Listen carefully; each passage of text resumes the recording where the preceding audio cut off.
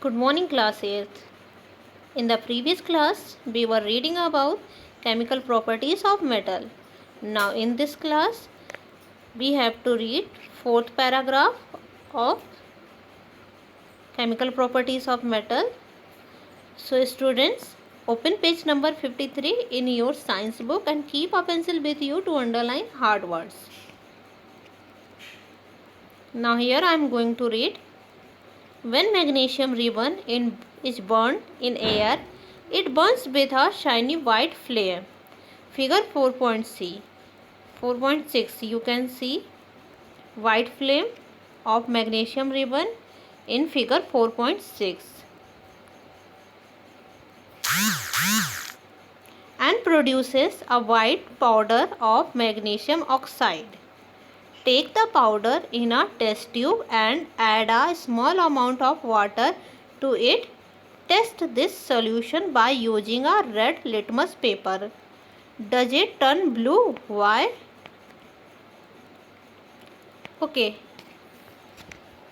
We have seen in this paragraph that when magnesium ribbon is burned in contact with air, it burns with shiny white colored flame, and the ash that forms is white colored ash of powder of magnesium oxide. Now, the powder of magnesium oxide that is obtained when the magnesium is burnt on exposure or to air. Take this powder in a test tube. The test tube is a glass tube. You can also take it in a glass, a transparent glass. If you want, so you can take a transparent glass and add a small amount of water to it. Now drop few drops of solution onto red litmus paper. This solution is made by the mixture of water and magnesium oxide powder, as you know. Now see what happens. Does this solution make red litmus paper blue? Yes, this solution can make red litmus paper blue because this solution is made of metal oxide, and we have read in the earlier class that metal oxides are bases, and the base has the property that it can change red litmus paper into blue. Is that clear, students? Here you have to underline some words.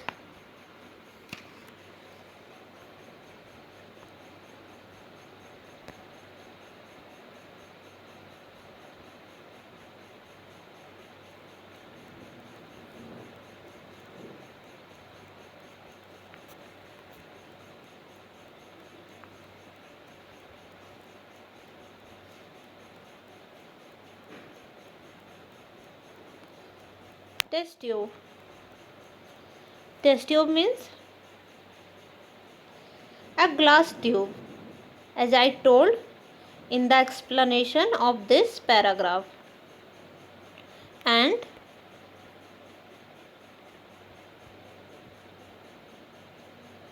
litmus paper. Litmus paper. It is an indicator which can identify acid and base. Now the next paragraph. Metal like copper react with oxygen when they are strongly heated, but silver and gold do not react. Metals like iron, magnesium, aluminium, zinc and copper rust by prolonged exposure to moist air.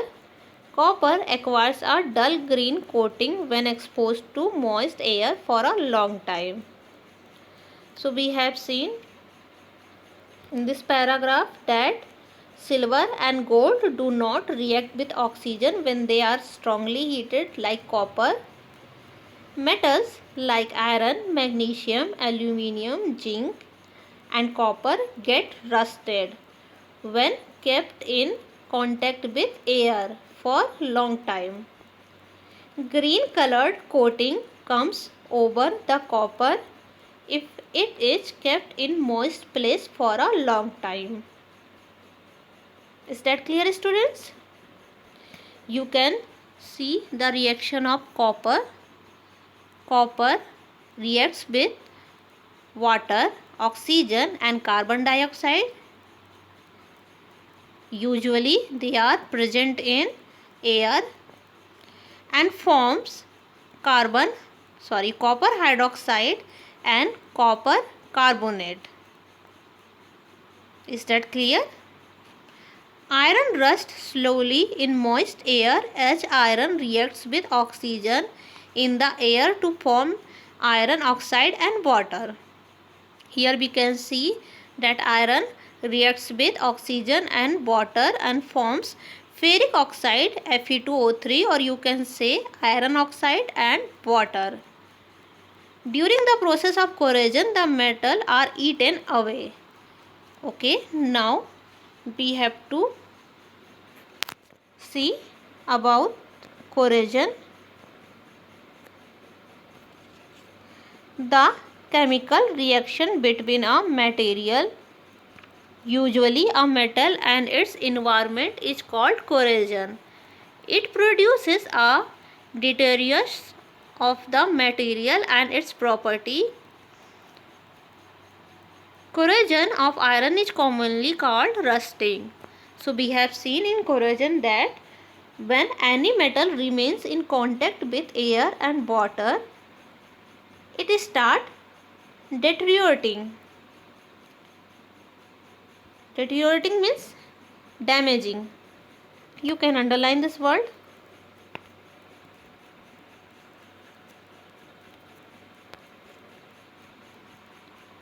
The layer above it means the layer above copper,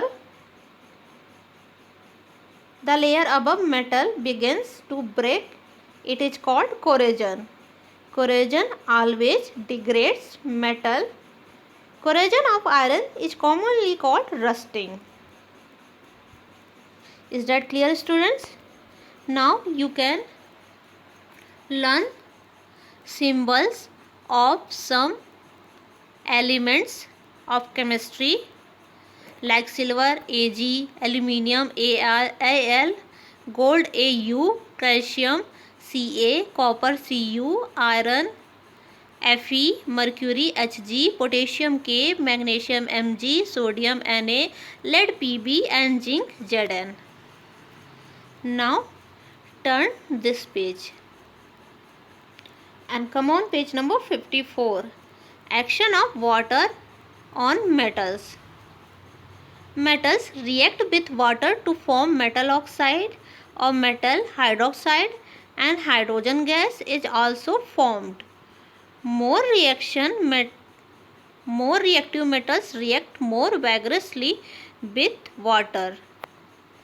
Here you have to underline this word. Vigorously means strongly.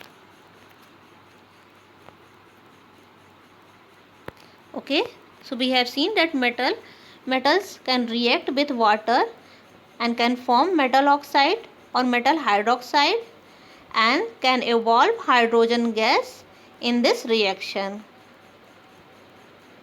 Metals can be more reactive. Some metals can be more reactive with hydrogen and can give a vigorously reaction with water. Sodium and potassium react vigorously with cold water and form soluble hydroxide and hydrogen gas that burns with a pop sound.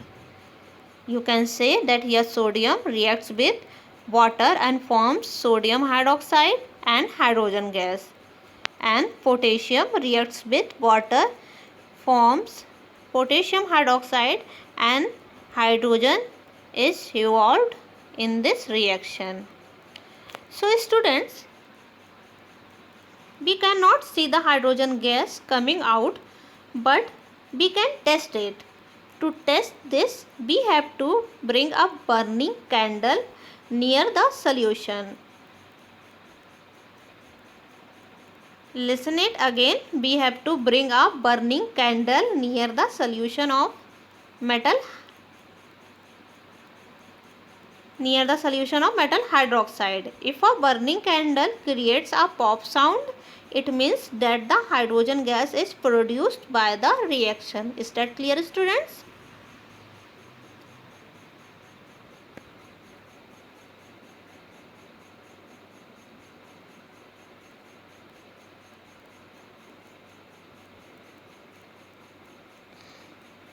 That's why you can read here that soluble hydroxide and hydrogen gas that burns with a pop sound. It creates pop sound with a burning candle or burning matchstick. Is that clear, students? So that's all for today. In the next class we will see activity 4.2. Okay, classroom discussion. Sodium and potassium are stored in kerosene. Discuss why. I have told the reason. So think and give orally answer. Give answer orally. So that's all for today, students. Thank you so much.